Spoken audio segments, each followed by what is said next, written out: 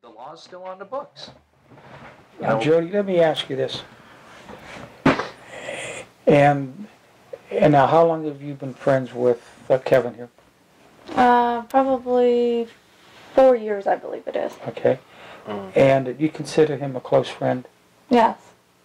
Why did you tell Dan that you were considering not submitting your signed paperwork, now exposing Judge Heck? Why now were you thinking along those lines? Because it's just scary because you know what she said in that courtroom. Now you're wondering what will she do behind scenes to come after you, which she's in the wrong, but... Now, wait a minute. What do you mean now, come after you? Do you mean in an outside form? Did you think that the repercussions of going against this judge could come back to impair your family in any way? Well, you don't know because they're so corrupt people that you don't know what they think, so they can get out of something. They'll do... Did you think that? Yeah. That you thought... Now, hold on now. Jim, you see how bad this situation is? And they will. As soon as I started causing problems, the next people at my door was the Department of Revenue, who I threw out and gave them their license back. I no longer collect sales tax. I'm still running my business. It's been a year and a half. Then a week later, they send Children and Youth Services out, these people came to my door. What's the cause of the action? And she looks at me, and I say, well, do you have a warrant? She's like, no. I said, you get in your car, and you get the heck out of here. So usually when they leave, they go get the state police. They come back. Well, last time the state police were at my place, they got thrown off the property and threatened with defiant trespass.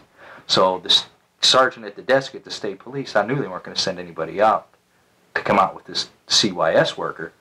And, why are these people hassling me? Well, I went down the day after for the Children and Youth Services. I got her supervisor, and through the Sunshine Act, which is 390212, section 66.1 through 66.10 of Title 65, I requested her oath of office and her employee's oath of office, who came out to question me.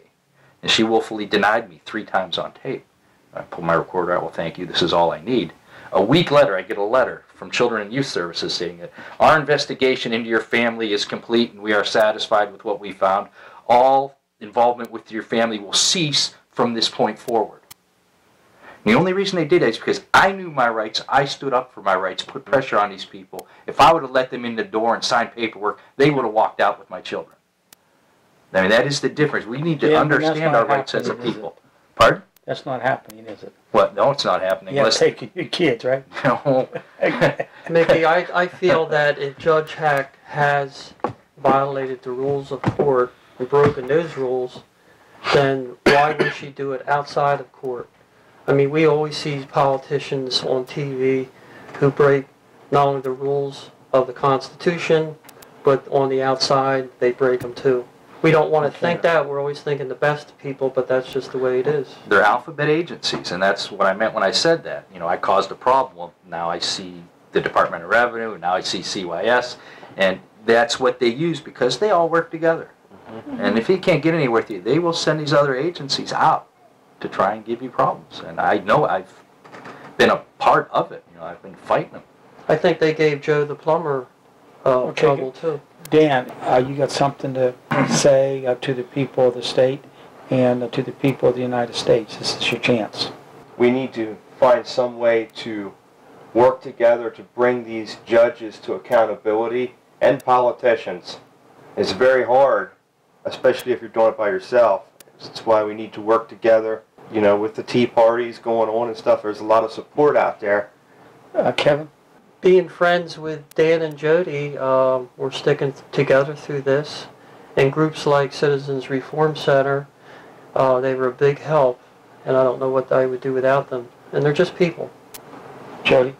I would say, yeah, we need to stick together and talk to each other what we can do to help each other out, and I guess find out what your rights are. If you don't know what your rights are, find out what your rights are. What I say is this, is we have to understand what we're doing, and just what Dan said, it's about time that we hold these people down and let them know that we are running this land. not you, and of the days of the American bar and the Pennsylvania bar, and this our judicial system that is not really a judicial system the way it ought to be, because they are a corporation.